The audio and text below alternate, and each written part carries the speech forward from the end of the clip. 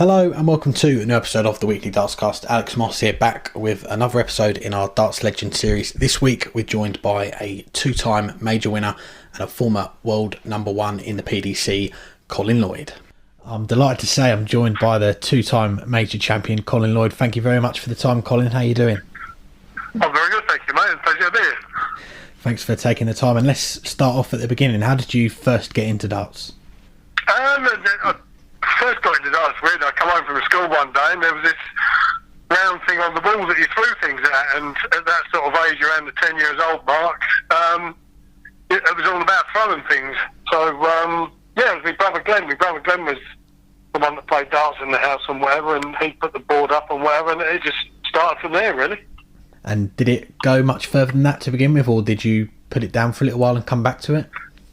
No, Joe, I was massively into my snooker. I had a 6-for-3 table sitting downstairs and whatever, and I used to love playing on my snooker table and whatever.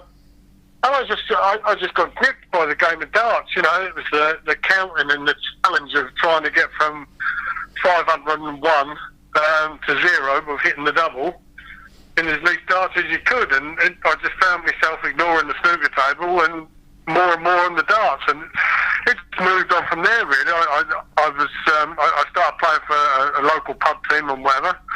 I represented Colchester in the Essex Men's Super League at about 12, 13 years old, and I started playing for Essex Youth in the under-18s, playing for Kelvedon in the youth system to get into the Essex Youth, and it just built on and built on and built on from there. And looking at how you burst onto the scene, really, you've got to go back to the 1999 World Matchplay. I think you were around about 25, 26 at the time. Talk to me about that sort of time. How did you get into playing in that tournament to begin with? It was a funny year, Alex, really. I've been playing Super League, I've been playing county and all that sort of thing, and, you know, I was still enjoying the darts and everything, but I didn't really feel as though I was getting anywhere.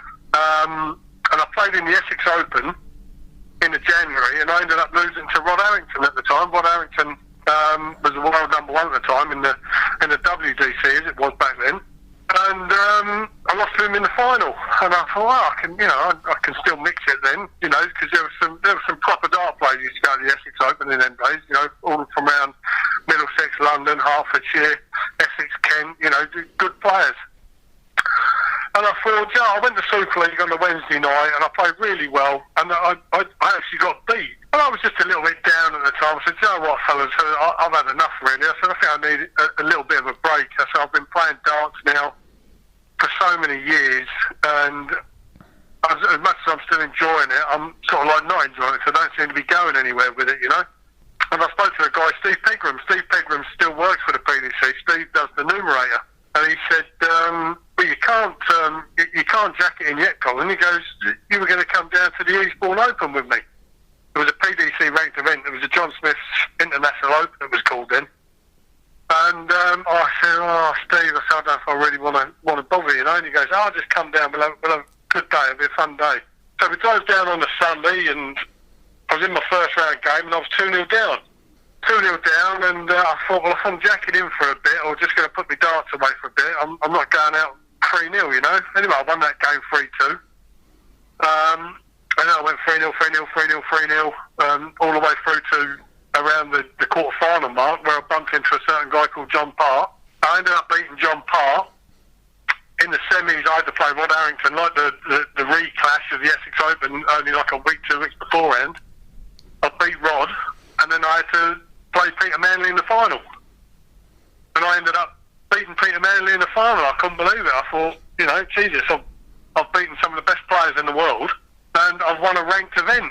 And it was a few days later, I spoke to Rod again, and he said, what are you going to do now? I said, well, I haven't really thought about it. I don't really know. And he sort of he looked after me a little bit. He said, do you fancy going to the Scania Open in Sweden? I thought, well, yeah, all right. So I'd done the Scania Open, and I went to Canada as well. I went to the Montreal Open, and I went to Saskatoon. We used to have a big event called the Golden Harvest in Saskatoon. When I went winner, quarter-final was at the Scania Open, semi-final at the Montreal Open, and quarter-final at the Saskatoon event, the Golden Harvest. accumulating points and I was doing half decently well, and I got a phone call out of the blue, and it was Dick Alex, who used to manage Eric Bristow at one time, and Dick was the chief executive of the WDC.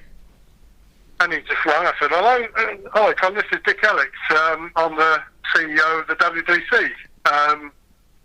You've accumulated enough points to justify a place and warrant a place at the World Matchplay in Blackpool. I'm just ringing up to cordially invite you if you want to play. You know, have a little think about it. You know, there could be some things get a little bit nasty, because at the time there were still things going on with the WDC and the PDR and whatever. And I had to make a decision over the next few days. But I made a decision within 2 minutes flat. I just said, I'll be there. And he said, well, have a little think about it. So I thought about it. I'll be there. And I'll deal with the consequences of it all of Super League and County afterwards, you know. When I first set out playing darts as that 10-year-old boy, never did I ever think that I would be playing on TV in front of a big crowd like that. And I think to me it was a no-brainer. And it just went on from there, really. I went to the Blackpool event. I didn't really have any inkling of what to expect, what was going to go on, and when I got there, and I just took each game as it came.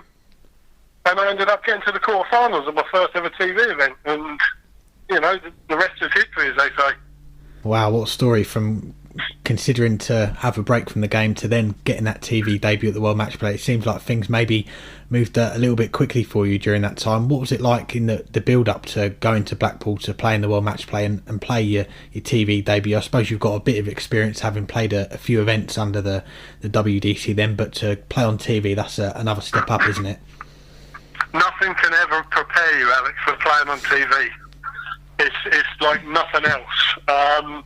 At the end of the day, people say just treat it as another dartboard and it's just another dart match and whatever. It's a little bit more difficult than that, you know. When people say you don't get that extra little bit of nerves through going up there, they're telling porkies, because there is that added bit of pressure. It's a TV event, and it's not just the crowd watching in the venue. It's people all around the world that are watching it online or watching it on the TV and whatever. And it is a little bit daunting. I'm not going to say I took to it like a duck to water, but it took me a while to get used to it. But like you say, it was a funny thing. All of a sudden, from sort of having a little break from the game, or contemplating having a break from the game, that was around the early February sort of time. Come to July, there I am standing on a massive stage at the Winter Gardens playing on TV. It was surreal, really. It was madness. I couldn't believe it. I mean, it was happy days. I was smiling. You know, I certainly didn't think for 1 minute though that I'd made it. You know, how can you put it? Hard work was paying off. I knew that I'd been playing well, and the reward for the hard work was accumulating enough points to get an invite to play in a World Matchplay. And with having a good run there, that gave me even more points. I missed out because at the time you used to have to have played in about, I think it was either 6 or 7 WDC ranked events then, before you could play in like a second TV event.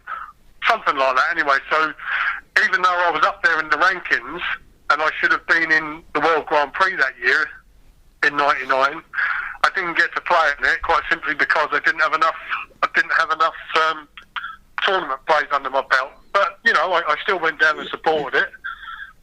It was great. I thought to myself, you know, I'd love to have a little piece of this. And they played it down in Kent at the time. My first year of playing in it the following year was over in Ireland. So that was nice to get on the ferry and go and play a TV event abroad. You may have missed out on the World Grand Prix, but you did get a spot at the biggest event there is, the World Championship at the end of that first year, the 2000 World Championships.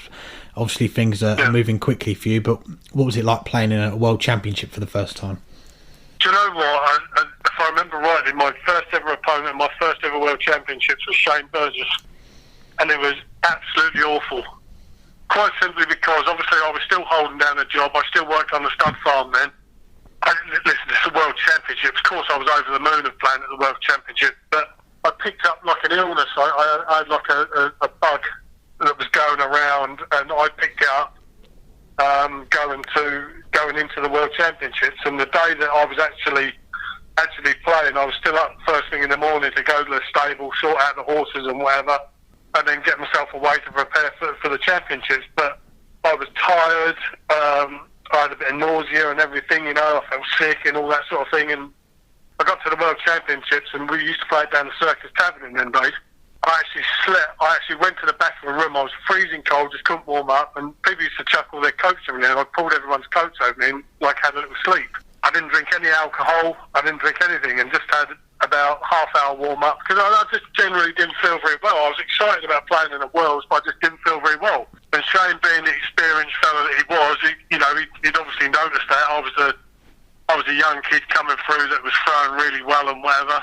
Shane sensed that I wasn't feeling right, and it was only going to be my second time on the TV.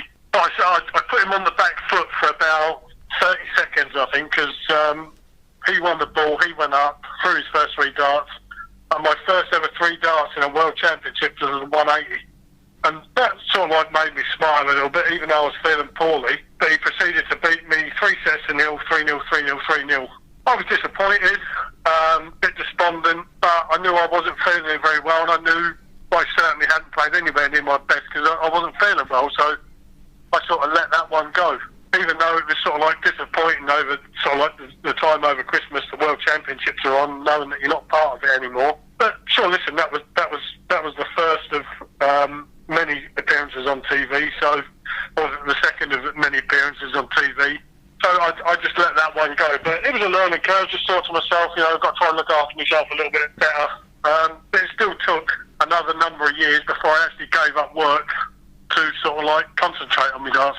You come through that setback, I suppose, of not playing at your best in your first World Championship, but the next year you're qualifying for the big events, the World Championship, World Matchplay, World Grand Prix, the one you mentioned there, and 2001 you even had a crack at the World Masters as well, so you, even though you're still working as well, you're still playing and playing in the big events. Yeah, I was, yeah, and listen, it was great. I mean, I wasn't just going out, I was still playing in all my local stuff, still playing the local leagues with all my mates and whatever, and they're still my mates today, I never forgot where I came from. I love going in supporting my hometown, as I should say, for their local finals nights and all that sort of thing. I like to try and make an appearance if I can. But yeah, I mean, I was loving it. I wasn't just playing local darts and county darts and Super League darts and things like that. I'd go onto the world stage at this point, and I sort of realised that I've got to try and take this a little bit serious now, because I knew how well I could play and how good I can be on my day. It was good to get out there week in, week out, because we didn't have so many tournaments as what they do today. Every time there was an event, I made sure I was ready and give it the best that I could. And it was just great to be out. I mean, listen, who at someone of my age, I'm 47 this year, growing up watching darts on telly, I was mingling with my idols. I was standing at the bar with Cliff Lazarenko, Eric Bristow, John Lowe, Keith Deller, all those sort of people. Bobby George has become a really good close friend, Alan Warner, Rod Harrington, Phil Taylor, Dennis Prix. The names just keep going on and on and on and on, I can't obviously mention everyone. They were people that I was mingling with and competing against, and it was surreal, because you sort of look at it and think, I can't believe I'm competing against these guys, when I used to just watch him on the telly as a kid growing up. And sort of, it's like you go up into your bedroom and start pounding the dartboard, you think, God, I'd love to be up there playing against them, and you're only a kid, and you think yourself, no chance, I eventually got to do it, and not only did they become opponents, they become friends. I'm great pals with Keith Deller now. Myself and Keith do the spotting for Sky, and we're not glued at the hip or anything like that, but we chat most days about this, that and the other. Much more so now that we're in this little lockdown and whatever. I'll chat with Bobby most days and whatever. So it's surreal to think that these people that were my idols, growing up, they've now become good close friends, Yeah, that's really nice. And one of the big runs that you had early on was 2002 PDC World Championships, getting to the semi-finals, and one of those players that you mentioned there, Alan Warren, who was the top seed for that event, you put him out in the second round, put out Richie Burnett in the quarterfinals, and before losing out to Peter Manley. But what are your memories of that big run at the World Championship that you had? Oh, it was great. I mean, the lovely thing about it, Alex, is I'm an Essex boy. I'm a Colchester boy, Essex boy, or whatever you want to call me. Proud of my roots. And the nice thing about it was that World Championships was still being played at the Circus Tavern, so I was in front of my home crowd, and I'd have dearly loved to have got to the final to compete against Phil Taylor, you know. But Manley stopped me in my tracks in the semis. He had the more experience than me, and he had that competitive edge. But no, absolutely fantastic Christmas I had that year, because in such a short period of time, in the space of like 3 years, I was competing in a world semi-final. I beat some quality players to get that far. I think that was when people had already sort of like started looking at how good am I and what can I do and who can I compete against, and am I just being lucky or whatever. But I think I showed that I was good at the short format as well as the long format, and I weren't just going to be a pushover for anyone. So no, great times and great memories of that World Championships, and I'll always look fondly on it, because it was actually the furthest I ever went in a World Championship. So good times. You spoke earlier about early success that you had away from the cameras, picking up titles. You continue to do that, but your first big title, 2004, the World Grand Prix, you go into it as the third seed, so you're amongst the big boys now, I suppose, in that respect, in the seedings and the rankings. But what a week that must have been for you to go all the way and win a first major title. It was. It was fantastic. I've been playing well, Alex. I keep saying that I've been playing well. I've been playing well. 2004. I'd won a good few events that year already, building up to that. I'd won the Antwerp Open for the third time on the spin. I'd won it in 03 and 04. I'd already won the... what had I won? I won something just before going... I won the Primus Masters. If I won the Primus Masters, that was the event just before the World Grand Prix, that took me to world number one. I leapfrogged Peter Manley and I leapfrogged Phil Taylor to go to world number one. So when arriving in Dublin to go and play in that event, I was arriving there as the number one ranked player in the world. Not necessarily the best player in the world, but I'd worked my cotton socks off to just achieve things, And so when I went out for my first round game and they announced me as world number one, that was sort of like, what are they talking about? What's me?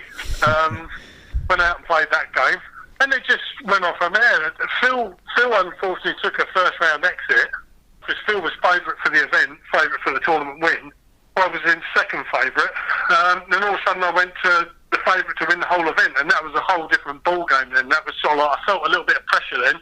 I had a bit of although I won 3-0, I played Dennis Smith, and Dennis Smith is an absolute grinder, a quality fella, an absolutely class player.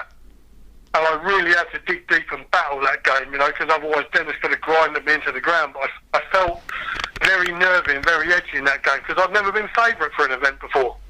And all of a sudden everybody, people were still talking about Phil because he got beaten. But all of a sudden I was being spoke about a lot more because I've been instilled as the favourite to now win the event. So there was an added little bit of spice and pressure. And I just got on with it. I played Gary Weldon in the quarters. I beat Gary. I think I beat Gary 5-0. I think it was, or 4-0, wherever it was. The semi-final, that was an absolute battle. The semi-final, I played Ronnie Baxter, and I was in a decent sort of lead. I think it was something like 4-1 up, something like that. And then Ronnie come back, and Ronnie went 5-4 up on me. But then I got the next 2 sets, and that put me in the final. And I'll never forget it, because I was sharing a room with Keith Deller at the time. Anyway, I come off, I'd done my interviews and all that sort of thing. I went back to the room, and Keith come up into the room, because Keith was working for Sky at the time. Shook me out, well done, mate, well done, well done. And he said, what are you doing? I got showered and I got changed. I said, I'm going to come down and watch the final, give Wazza a little bit of support. He was playing Steve Beaton and whatever. Me and Wazza were really good mates, still are. He said, you are not. He said, you're going to stay in this room, mate. He said, get yourself a bit of room service. He said, you've got the final tomorrow. He said, what happens if he wins? He said, you're going to be cuddling him, hugging him and whatever. He said, this is amazing, mate. He made me sort of like strip off, get into the bed and sort of like order room service. And so I just stayed in bed. I did. I just stayed in bed and watched a bit of telly. Didn't watch the darts or anything, just watched the telly. Had a great night's sleep. Woke up the following day. Very, very, very nervous. Very nervous I was. Very nervous. And then Keith was late. He just said, listen, mate, don't worry about it. I sort of went down to breakfast and whatever. And I just went some of the darts down there, I just started practicing. It's like 8:45 in the morning, 9 o'clock in the morning or whatever. Throwing some darts, stomach's churning. You know, we're not playing for at least another 8 hours, something like that, 8 or 9 hours. It's just a nervy thing and whatever. And then I had to do my bits for Sky, and I forgot about it all really, because I just done my film work for Sky, just had a dart shirt on and all that sort of thing. But then it was time to go to work. You know, I went downstairs and prepared myself as I usually do, and got on the practice board and whatever. Sort of like shaking the hand with Wazza and a hug to say good luck and whatever. And then we never uttered a word to each other for about the next 5 hours of being in the practice room and going out on the practice board, you know, going out on the main board. You know, friends are friends, but business is business. And we were having a close one. I won the first couple of sets, 3-2, 3-2. But then if you get to speak to Alan Warren, Wazza turned around and said the third set really hurt him because he sat on a double at 2 legs all, and I took out 150. And that took me 3 sets to 0 up. And I never really looked back from that. I thought to myself, and it wasn't arrogance or anything like that, it was confidence. I knew I was playing well. I knew I was playing well that week. I had some great sets on whatever. And I come off at one point, it was something like 4 sets to 1, 4 sets to 2, 5-2, or whatever it was. And I thought to myself, well, if you were going to come back from that, you're going to have to hit the best form that you've ever hit in your life, because I ain't going anywhere. And it wasn't to say that I was going to win it, because I was focused till the very end. And I think anybody that sees it, when I take out 52, I just go 12 tops. I actually just dropped to my knees because I was so focused. I just thought, you know, and I've taken out the 52, and all of a sudden I'm a major champion. And I just thought to myself, at the time then, I thought, I've got 2 things now that can never be taken away from me. I've got to be recognised as a world number 1, and I've won a major TV event that can never be taken away from me. So yeah, good times. A great week, I should say. It was a great week. Yeah, some special achievements there in a short space of time, as you say. The major title going to world number 1, a feat that you had for a long time, on and off for a few years. What were your targets really after that? You've got to number 1, you've won your first major. At that point, what are the main targets that you want to try and achieve during the rest of your career? Well, just to try and be the best player that I could, you know, not... you know, if anybody took me as an easy shakedown, they were very much mistaken. You know, I knew how good I could be, and it was just a matter, if I turned up and produced the goods, someone was in trouble. So I just tried my best every time I went somewhere. I still carried on, even though I won the World Grand Prix. I flew home on the Monday. I was back at work on the Tuesday, and I carried on working between the World Grand Prix in October to the Christmas. I lost in the last 16, I think it was, or last 32 of the World Championships to Gary Weldon, funny enough, who I beat by 5 sets to 0 in the October. But it was a different Gary. He played exceptionally well. I played well. I just wasn't good enough on the day. That was disappointing. To know that how well I've been playing. But then we goes into 2005, and that was the first year of the Premier League starting. I goes into the Premier League. None of us knew what to expect. You know, it was all new for us. There was obviously Phil, myself, Wayne Mardle, Roman Sholton, Peter Manley, Ronnie Baxter, and I think it was Mark Dumbridge, I think it was. We didn't know what to expect. We just said, right, let's just see what this is all about every Thursday night. It was unbelievable. It was just absolutely fantastic. I ended up getting to the final of that, losing out to the governor in the final, Phil Taylor. But I knew my game was there. I was still winning lots of events on the floor. I think I won about 7 or 8 ranked events on the floor opens. So I was still earning money, still doing well. The exhibitions have started going really well. And then the next thing you know, we're building up to the World Matchplay up in Blackpool again, an event that I always loved because it's holiday time. Everybody's having a nice little break by the seaside. I just love the event, and I turned up at that event in good form. And I thought, right, let's see what we can do. I had a bit of a rocky first round game, I think, and in the second round game, I think I had the highest average of the week in that game. I played Mark Walsh. I think I had about 103 average, something like that, and I beat him 13-2, I think it was. I just felt so good. I played Adrian Lewis in the quarterfinals. That was a tough game. I think we we're at about 10 all or something like that. And I think I ended up beating Adrian about 16-12, something like that.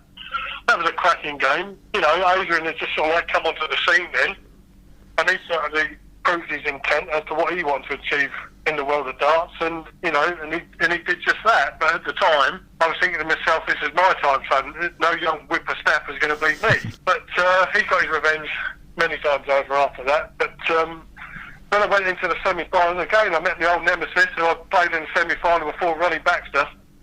I sometimes think Ronnie never got the credit he deserved, because people don't realise Ronnie played in a lot of major finals, but he wasn't able to turn any of them finals into a win. But what a class player! And when he was in full flow, it was a delight to watch, not necessarily to play against. But the nice thing about it was with Ronnie, and I like to say this about myself, just get on with it.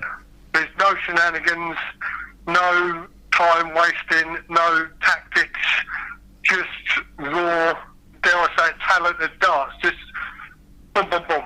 Go and pick your darts out, come back. Boom, boom, boom. Go and pick your darts out, come back. Just score as quick as you can, get out as quick as you can, move out the way, let the other bloke throw.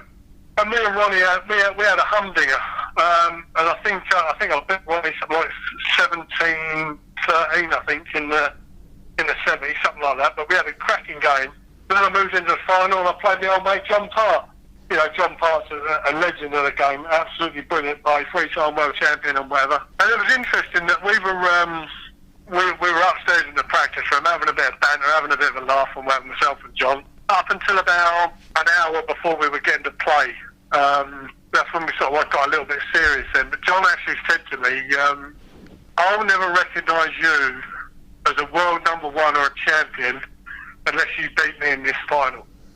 And I started laughing. I went, you having a laugh, John? And yeah, I said, I think my record speaks for itself, sort of thing. And he was trying to wind me up, trying to get under my skin and whatever. And it didn't really work because I was laughing, because I knew how well I was playing. And I thought to myself, John, don't think you're just going to walk up on that hockey and I'm going to roll over.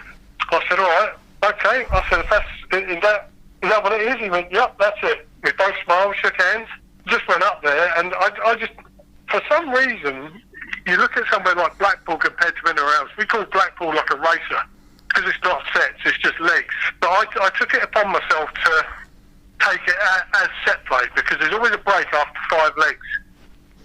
And I went something like 3-2, 3-2, 3-2, 3-2. So I was like 12-8 up.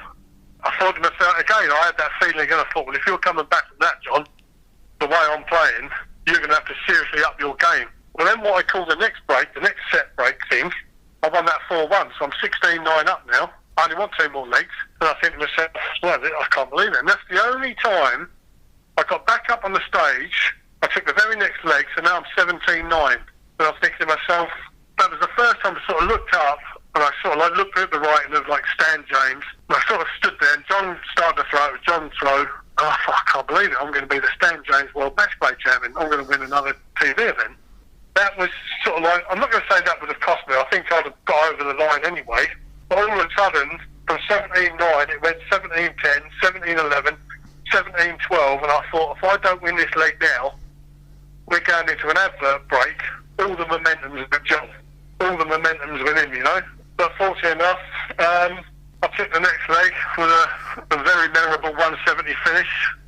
And I think it showed how much it meant to me, because I didn't even put my arms up in the air. I just turned around, went to shake John's hand and just gave him a hug. And the great person and the great lad that John is, he just gave me a hug and said, you were great, you played brilliant, absolutely brilliant. And lo and behold, I won my second major. Great times. And, you know, something I'll always fondly look back on. Absolutely. And that 170, is that the best shot of your career, do you think? Well, in terms of TV, I suppose it is, yeah. You know, but I can never ever, Alex, the amount of times people say to me, what's the greatest shot of your career? Or what's the greatest win of your career? There's so many, mate, so many. I can't really pick out, well, how can I split winning the Primus Masters took me to world number 1. I won the World Grand Prix. I won the World Matchplay. I can't split them, you know. I've just been one of these people, Alex, that's been very, very fortunate to be able to have found something I was good at such a young age, and I was able to exploit it and earn a living from it. It's just been a great time, and it still is a great time. I'm still enjoying everything. But I suppose if you're going to talk about my best ever shot, yeah, it's the most memorable shot. You know, it's the one that everybody will always ask me about because it was live on TV. So I suppose it is one of my greatest shots. Yeah. And then moving on a little bit, you make another major final, the World Grand Prix later that year, 2007 World Championships. I want to speak to you about as well, because you go into that as the number one seed, and a little bit unfortunate, I think you can say, in that you go up against Raymond van Barneveld, who you'd only just come over from the BDO, and you had an absolute cracker with him in the second round. Yeah, we had an absolute humdinger. You know, people say that. But you know, people that say, I bowled it, I blew it, I bowled it, I blew it. You missed so many darts at a double. And I said, I did miss a lot of darts at doubles. I said, but they were only odd darts. Like, one was for 145 checkout, one dart that clipped the wire of tops. I had a dart at the bullseye that clipped the wire and hit the 25. I had another dart at something else that was on the wire. You know, but it wasn't all about, you know, people say to me, God, how did you lose that? It wasn't a case of me losing it. It was just such a great game of darts, and Raymond massively upped his game because, to be fair, I was all over him. I was all over him the first three sets, and that's why I was 3 sets in and up. But Raymond showed his class and showed that the champion that he was by coming back at me. I never bottled it. I never wilted anything. I was giving him as good as what he was giving me. Just them clinical single darts that wouldn't go in. Did I think about it? Yeah, a little bit, but at the end of the day, it was a game of darts. I was gutted, don't get me wrong, it's the World Championships. That's what you play for. You want to be crowned the world champion. I was disappointed that I got beat, but right come the end of it all, Raymond was crowned the champion. So, but I like to think that I gave him as good a match that week as what anyone did. Yeah, definitely. And 2007, that was to be your final year in the Premier League. Obviously, you didn't know that at the time, but you're still making some runs on TV, maybe not as frequent as before, semi-finals, quarter-finals. But at what point do you start to maybe see a trend where you're dropping down the rankings? Was it hard at that point to stop that trend and push yourself back up? No, not really. I was still winning open events and whatever. I wasn't getting the runs on the TV that I wanted. But I think even after 2007, I still got decent runs. You know, I still got to a final of the US Open. I think I got to quarterfinals of the Players Championships, 3 years on the trot or whatever it was. I got to a couple of semi-finals of the European Championships. So it's not as if I disappeared. But I never dropped out of the top 16 in the world till about 2014, something like that. 2015. 2014 maybe. So I was still up there. I certainly didn't have any complaints, mate. You know, from 99 onwards. I think I was ranked inside the top 16 by the middle of sort of like 2000. And so I'd stayed in the top 16 in the world rankings for nearly 15 years. It was more a point, Alex, that other people worried about it more than what I did. You know, I'd lived the crest of a wave. I was still trying my darndest and still trying as hard as I could. But the results weren't really there anymore. I think I won my last ranked event, something like 2012, I think it was, or 2014, something like that. But, you know, I had no complaints. Other people were worrying about my ranking more than what I was. People said I was a little bit lackadaisy, I got lazy and whatever. I hadn't got lazy. Things had changed a little bit, you know, my personal life had changed a little bit. I finished in a long-term relationship and whatever. I bought another property and whatever, and I was doing other bits and bobs. I started a new relationship. I knew things health-wise weren't massively great with me because I kept falling asleep in the middle of the afternoon. I felt tired all the time, so I went and got that all tested out, and lo and behold, there's a massive line of diabetes in my mum's side of the family. And lo and behold, it ended up that I had diabetes, and that took me a lot of time. It was a bit of a struggle to try and adapt the diabetes, trying to control the diabetes as to like trying to play darts as well. And it was just tough, you know. Things were tough for me. I was perhaps not focused on the darts as much as what I should have. My personal life and my health life took a little bit more of a frontage than what the darts did. You know, people will turn around and say, well, you shouldn't do that because you should have focused on your career because that's what pays you your wages and whatever. Well, listen, we're in 2020 now and I still earn a wage from darts. I work for Sky now, I do work for the PDC, I still do the exhibitions and whatever. So I didn't do things massively wrong. Should I have concentrated a bit more on my career? Maybe, but I didn't. One thing I don't do is look over my shoulder and I don't cry over spilled milk. That's just the way it goes. You know, darts at the time when I sort of like started drifting away, you had the newer, younger players that were hungry for it. It reminds me of like the Rocky films. Eye of the Tiger, you know, you still had a lot of the old guard there, like Phil Taylor, but Phil Taylor was a different breed of animal, same as Barney, you know, they were just relentless. And they'd admit to themselves, you know, that they just dedicated everything to darts. Everything else had to work around that. Well, I wasn't quite like that. I liked my life as well. I liked going out, meeting and entertaining and having fun and doing whatever, you know. I didn't drive myself just darts. I wanted a life away from the dartboard as well. And that's what I done. Should I have achieved more? Possibly. But do you know what? I think I'm still the 5th most prolific winner in PDC history of ranked events. I won 30 ranked titles, and I think that puts me in 5th place behind Taylor, MVG, Anderson, and James Wade. So I'm not in bad company. You know, life's great. And so disappointed I couldn't have stayed up there a lot longer, but you know, everybody has their time, and I'd had my time, obviously. Yeah, and it's completely understandable things going off the hockey that perhaps people don't know about. But as you say, you're still involved in the game now. But in terms of your playing career, you drop off the tour at the end of 2015. You decide not to give Q School a go in 2016. But a couple of years later, we did see you give it a go. What changed then? Did you just fancy having another go? Gary Anderson bloody bullied me into it. No, I've been chatting away. I went there really, and if I'm brutally honest, I don't know if I was really ready for it. I didn't really know what to expect. What I should have done was gone the year previous just to have a look to see what it was all about. Listen, the PDC do a great job and all their guys do fantastic jobs and whatever, but to me, I got there and I thought to myself, this is just absolute carnage. I didn't really feel as though there were enough dartboards for the amount of people that were competing. There certainly wasn't enough practice boards. You know, you were in a queue of about 20, 30 people. You can't get no rhythm going like that. And I just sort of like, I'm not going to say I went through the motions, but I sort of got there. I had a banging headache every time I walked into the venue. And I don't mind admitting it. I just think it was pressure. Just pressure, you know. I just thought to myself, when it was all over after the 4 days, I sort of like resigned myself to say that I'm just not a pressure dart player anymore.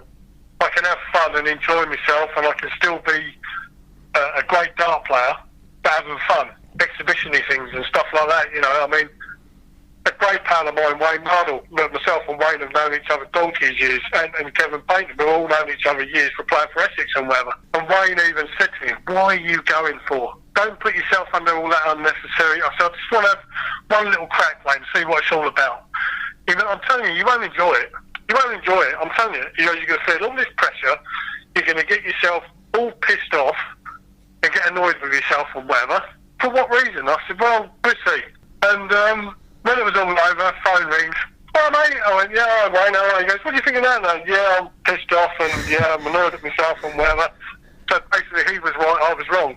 He said, I think you already knew that before you went there. I said, yeah, I probably did, Wayne, but, you know, you sometimes think, it's like that boxer, isn't it? You know, you just think, maybe I've got one more fight left in me, you know. I had to go. It certainly won't be happening again, Alex.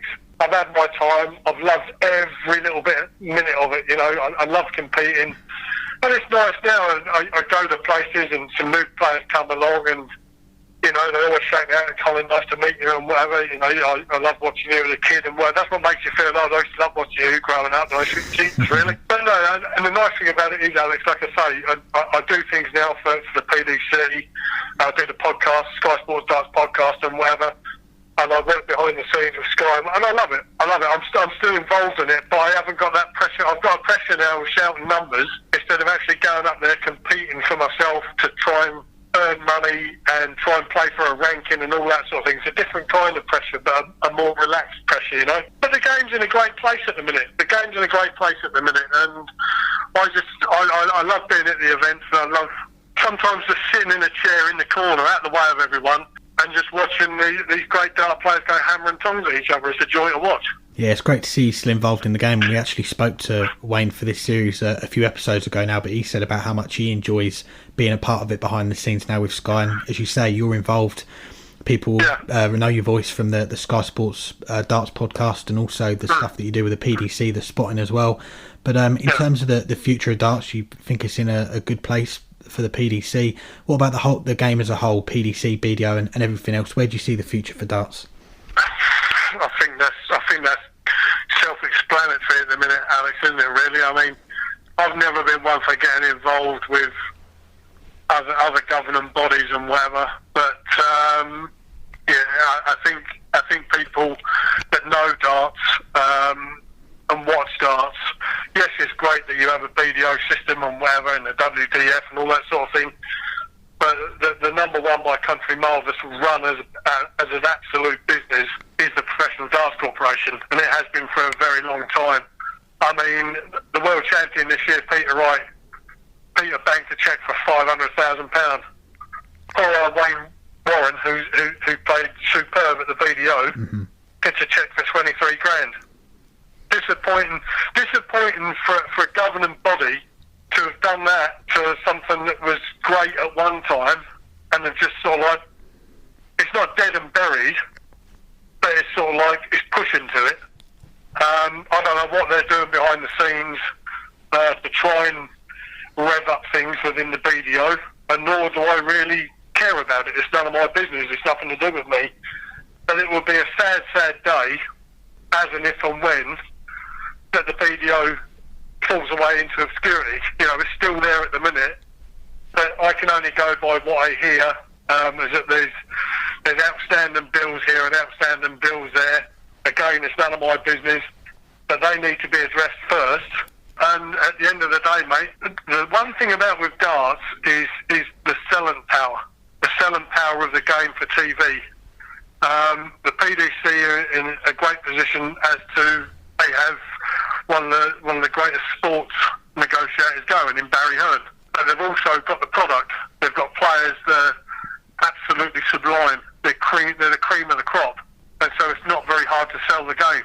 I don't know what the BDO are going to do with that side of things. They lost a BBC contract and whatever. We'll just have to wait and see. I hope they don't go under, because I think I don't want to sound like Barry Hearn. There is a place for the British Darts Organisation within darts. You know, I mean, I played in that system. I played in the Super League. I played in the counties and whatever, and it was great. It was a great stepping stone. Without that, I don't think I'd have achieved or got to do what I've done today without playing in any of that system. It's a system that needs to be looked at, and hopefully someone's going to take the bull by the horns, and hopefully they'll get investors come in and say, right, this is what we can do, but we want to do X, Y, Z as well. And hopefully they'll have the backing of the players, and there is a mass exodus by the players, you know, because, like I say, there is a place for it, but it's down to the powers that be at the BDO and the organisation as a whole, that includes the counties and whatever, to try and sort it out. But I think, like I say, the cream of the crop at the minute is the Professional Darts Corporation. If you're a young lad coming through and you want to make darts as your living, and you're seeing someone like Peter Wright bank a cheque for 500,000 quid, what are you going to go and play in? I think it speaks for itself. And lastly, just back to yourself, we've spoken about a lot of great moments that you've had in the game, but when people ask you what's your number one favourite moment that you've had playing darts or being involved in darts or anything at all, what would you say? Just playing in the darts, mate. Just playing in the darts. No individual win. All of my wins were great. Anything I've ever done in the game is great. I got to meet my idols.